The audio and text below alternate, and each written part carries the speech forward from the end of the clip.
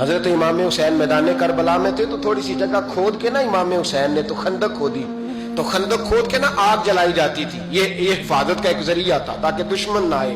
تو امام حسین نے اپنے خیمے کے سامنے خندق کھود کے اس میں آگ جلائی تاکہ پردہ رہے، عورتوں کے پاس کوئی دشمن نہ آئے۔ تو ایک شخص سامنے کھڑا ہو کے کہنے لگا حسین تو نے دنیا میں ہی آگ جلا لی ہے، معاذ اللہ ثم معاذ اللہ، کہنے لگا آگے تو آگ ملے گی، یہاں جلا لی ہے۔